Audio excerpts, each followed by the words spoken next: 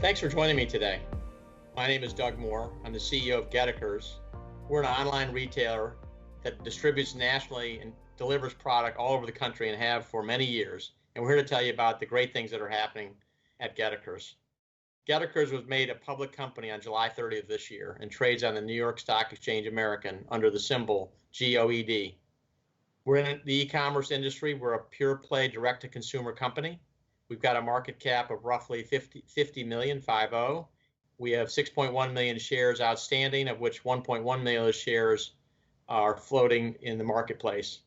What I want to tell you in these 5 minutes or so is that we think we're on the cutting edge of something very important and interesting. And that's that a very big industry, the appliances, $18 billion category, which is maybe only 15% online and only has 3 national players like ourselves that actually distribute product direct to consumers, Appliances Connection, ourselves, and AJ Madison, that you've got an opportunity to learn about our company and perhaps invest in our future. A few things I'll tell you about is we're ready to do this. I've been a hardlines executive for almost 25 years or more than 25 years. I was in C-suite jobs at both Circuit City and Sears, where I was deeply involved with appliances, negotiating with vendors, providing marketing expertise, and store operations for those companies. I negotiated contracts with the Kenmore brand, a $5 billion platform within Sears. I've been able to assemble some executives in both the financial area, the marketing area, the merchandising area, and soon the logistics area to drive our company forward into the future. And what's exciting is we started to see responses in the marketplace as early as the second quarter this year. COVID was an accelerant, a jet fuel, so to speak, on the demand and the drive to put appliances online. We were ready for that. We've been working on that for well over a year and have been in that space for 13 years, direct to consumers. So when the COVID hit, we accelerated our marketing spend by 40%. That created 100% increase in our sessions. It created almost 100% increase in our orders for that same quarter and resulted in a 30%, 32% increase in sales. What it showed us is we had a very leverageable platform, one that I think you'd be excited to hear more about. And the reason is our path to profitability is very quick. This will not be a 5-year journey to profitability. Once we achieve a run rate of roughly $70 million a year or $18 million a quarter, we're basically a break-even operation. And we are very close to that even as we speak now. Had suppliers been available to ship product and in stock in the second quarter, we would have hit that run rate in all likelihood in the most recent reported quarter.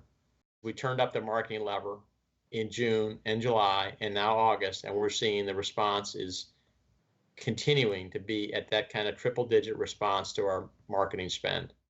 So what's exciting about that is if we can generate more orders and then work on the logistics to keep up with those orders and make sure that product gets into people's homes quickly and efficiency and with a smile and a complete installation and hauling away that old product, we can gain market share and grow very rapidly.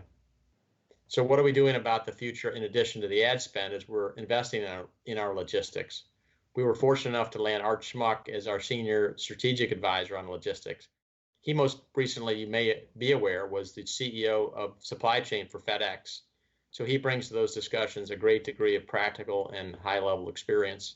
And one of the things we're doing as a result of that is we're in the process of selecting a fully integrated logistics system, not just a warehouse management system. We're hiring a C-level logistic executive to fill that out. We're going to focus on the last mile and speed up our deliveries to customers. On top of that, we're going to expand into the commercial market. So you'll see an ad spend, a logistics improvement, and a development in the commercial space of sales that we now receive on a routine basis, but not a deliberate way that we now process those orders. So we're excited about that. The good news also is embedded in the sales results that we had some very significant moves in the balance sheet and in the cash of our company. That IPO loan netted $8.9 million in net proceeds. We used part of that, roughly $3 million, to eliminate all short-term debt. So when you look at our balance sheet, the pro forma balance sheet of 6/30, what you'll see is $9.4 million of cash on the balance sheet and no short-term debt, and the ability, therefore, to spend and invest on an advertising that will increase sales. We also had cash flow in the first half of the year of $3.9 million, which is $5.4 million more than a year ago. So significant improvement there. We maintained our margins at close to pro forma levels of 17%. So we're pleased there. And on top of that, we settled in on a fixed cost that we believe is roughly in the $700,000 range. And our variable costs, as we spend on more on advertising, are not significant to continue to process those new orders. So we feel like we're in a good spot. So an improved balance sheet, improved cash position, and on top of that, elimination of all short-term debt, we refinanced our long-term debt and took a 12% loan and turned it into a 3.25% loan and saved $400,000 annually for the fiscal years upcoming for the rest of 2020 and all of 21, 22, and 23. So on balance, what we see is as a middle of the lower part of the funnel marketer, we've got an endless opportunity to spend more and get more of those customers engaged with us. We can continue to make strides into the middle of that market share. And we're not going to worry about whether or not the brick and mortar people are going to gain on us or whether the resellers are going to gain on us. Because a couple of things I'll just tell you about them.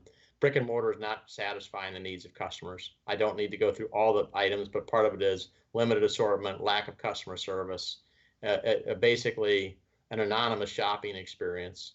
When you come to Wayfair and Amazon, they really can't get access to the brands because those brands are not allowing them access and will not allow them access. And then the logistics are simply overwhelming to their model and are inconsistent with their model. So it's pretty hard to deliver a washer and dryer on your front steps and drive away in an Amazon Prime truck.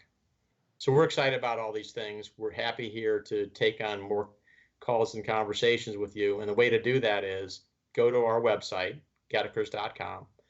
Go down below and scroll down to the investor relations, and you'll see a link there. Click on that and scroll down again, and you'll see a link to Red Chip. Work with them, work with us. We're glad to tell you more details. I want to leave you with one more thing, though. It's not enough for us to be a small player in a big business. We intend to be the nation's largest, most profitable, largest sales number direct-to-consumer online appliance company in the United States. We think that number will top $1 billion. We think it'll occur in a 5-year timeline. That's the journey we want to be on. That's the journey we'd like to talk to you more about. Thank you.